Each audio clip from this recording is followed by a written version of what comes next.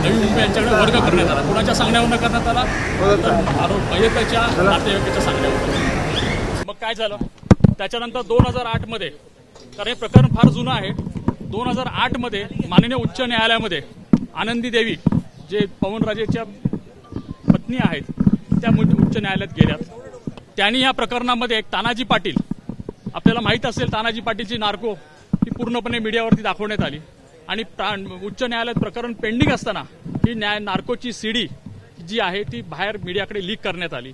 त्याची डॉक्टर साहेबांवरती एक संशयाचं वातावरण तयार करण्यात आलं आणि त्या वातावरणाच्या आधारे त्यांनी उच्च न्यायालयांकडनं असं हे दाखवलं की बघा हे एक सिनियर मंत्री आहेत, कॅबिनेट मिनिस्टर आहेत आणि आम्हाला न्याय मिळणार नाही आणि म्हणून सीबीआयकडे वर्ग करावा. मग सीबीआयने काय केलं? ऑक्टोबर 2008 मध्ये माननीय उच्च न्यायालयाने सर्व कागद जे आहे ते सीबीआयकडे हँडओव्हर करा, हस्तांतरित करा म्हणून सांगितलं. सीबीआयने 2009 पर्यंत काही केलं नाही. पण त्याच्या आधी सीबीआयकडे ही केस म्हणजे 2008 मध्ये ऑर्डर झाल्यानंतर सुद्धा मे 2009 मध्ये ही कहाणी फेब्रुवारी 2009 मध्ये सुरू होते. आनंदीबाई पुन्हा कोर्टात जाते, माननीय उच्च न्यायालयात विनंती करते की ह्या प्रकरण अजून सीबीआय याच्यामध्ये करत नाहीये, कारण त्यांना तोपर्यंत कुठलाही पुरावा, कुठलाही सुराग, कुठलाही तथाकथित डॉक्टर साहेबांपर्यंत जोडता येत नव्हतं. मुख्यतः राकेश मारियाच्या क्राईम ब्रांचने, जेव्हा राकेश मारिया जॉईंट सीपी होते आणि राकेश मारियांना साक्षीदार म्हणून तपासण्यात आलं, तर राकेश मारियाने ह्या जैनला मी ओळखत नाही आणि जैनला फक्त त्यांनी एवढं सांगितलं की माझ्या अधिकाऱ्याने 3-4 गुन्ह्यामध्ये त्याचा ताबा घेतला. त्यामुळे 19 एप्रिल 2009 त्यांनी मला खुलासा माझ्या अधिकाऱ्यांनी सांगितलं की असं जैन हा व्यक्ती हा सांगतोय. नुकतंच फक्त त्याचं तथाकथित म्हणणं होतं आणि पहिल्या दिवसापासून हा धादांत खोटं बोलणारा व्यक्ती आहे. राकेश मारियाने 5 मे 2009 पत्र लिहिलं. Rakesh Maria joint CP crime होते, तर त्यांनी कमिशनरांना न कळवता, होम मिनिस्टरला न कळवता, मुख्यमंत्र्यांना न कळवता हे पत्र राकेश मारियाने डायरेक्टली सीबीआयला पत्र लिहिलं. त्याचा काही संबंध नसताना राकेश मारियाने का हस्तक्षेप केला त्याचं कारण समोर आली पाहिजे, त्याची चौकशी झाली पाहिजे. राकेश मारियाने हे पत्र सीबीआय दिलं आणि सांगितलं की आम्हाला ह्या गुन्ह्यामध्ये हा एक आरोपी सापडलेला आहे आणि आम्हाला ह्या आरोपीने हा कबुली जबाब दिलेला आहे. राकेश मारियाची जर आपण साक्ष पाहिली कोर्टासमोर तर कुठल्याही प्रकारे स्टेशन डायरीला एंट्री नाही. छोटीची छोटी गोष्ट पोलीस यंत्रणेमध्ये स्टेशन डायरीला नोंद होते. स्टेशन डायरीला जर अशा प्रकारे एखाद्या गंभीर गुन्ह्याचं स्वरूप जर दिलं गेलं असेल तर ती स्टेशन डायरीला नोंद असायला पाहिजे होती. राकेश मारियाने हेही मान्य केलं की बाबा मी ती स्टेशन डायरी पाहिली नाही, कुठलेही कागद पाहिले नाही आणि ह्या जैन नावाच्या व्यक्तीला मी तुमच्याकडे हस्तांतरित करत आहे आणि तुम्ही लवकरात लवकर ह्याचा ताबा घ्यावा. त्यावेळी जैन अर्थरोड जेलमध्ये होता. 5 मे 2009 हे पत्र गेल्यानंतर सीबीआयचे अधिकारी काही करत नाहीत. सीबीआयच्या आयोने कोर्टासमोर जबाब दिलेला आहे की आम्ही जाऊन सहज चौकशी केली, कुठे अर्थरोड जेलला, या जैनला चौकशी केली आणि जैनला आम्ही सांगितलं अरे बाबा आम्ही आलो नाही 22 तारखेपर्यंत किंवा 25 तारखेपर्यंत, तर तू तुझ्या जामिनासाठी जा. जैननी मारियावरती हाही आरोप केला की मारियाने सांगितलं तुला सगळं मिळेल, फक्त जामिनासाठी तू अर्ज करायचा नाही. कुठल्या गुन्ह्यात? तर क्राईम ब्रांचच्या गुन्ह्यात. आणि कुठले गुन्हे होते ते? पाकिटमारचे, चोरीचे, खोट्या वेपनचे, असे काही गुन्हे त्यांनी दाखवले होते फक्त त्याचा ताबा ठेवण्यासाठी. आणि फेब्रुवारी 2009 पासून ह्याच्यावरती माननीय न्यायालयाने हे पूर्णपणे स्पष्टीकरण दिलेलं आहे की जैन जेव्हा म्हणतोय की 8 फेब्रुवारी 2009 पासून ते 25 पर्यंत माझा बेकायदेशीर ताबा ठेवण्यात आला, मला टॉर्चर करण्यात आलं, मला मारण्यात आलं, त्या अधिकाऱ्यांची नावं घेतो, पण सीबीआयने एकाही अधिकाऱ्याच्या किंवा क्राईम ब्रांचच्या ह्या तपासाबद्दल कुठली चौकशी केली नाही. त्याच्याबद्दल प्रश्न उद्भवतात की का चौकशी करण्यात आली नाही, काय घाई होती त्यांना. आणि फक्त जैनला सीबीआयने 22-25 मेला म्हणजे 25 मेला कोर्टात त्यांनी अर्ज केला. सो 5 मे पासून 25 मे पर्यंत सीबीआय का थांबली, काय त्यांच्यासमोर हे होतं. 25 मेला पनवेलच्या कोर्टात ताबा घेतला आणि 27 मेला त्यांना ताबा मिळाला अर्थरोड जेलमधनं आणि मग त्याला 29 मेला न्यायालयासमोर नेलं. आमचं पहिल्यापासून म्हणणं होतं की बाबा न्यायालयाकडे पोलीस कस्टडीमध्ये असताना तो कायदाच आहे की कुठल्याही प्रकारचं कबुली जबाब होत नाही. न्यायालयीन म्हणजे पोलीस कस्टडीमध्ये असताना न्यायालयाचं ते प्रथम हे आहे, कर्तव्य आहे की त्याला न्यायिक कस्टडीमध्ये ठेवा, त्याला वेळ द्या, त्याला रिफ्लेक्शनचा टाइम द्या आणि ती सगळी प्रोसिजर जी 164 खाली आहे CRPC ती सर्व अवलंबण्यात यावी.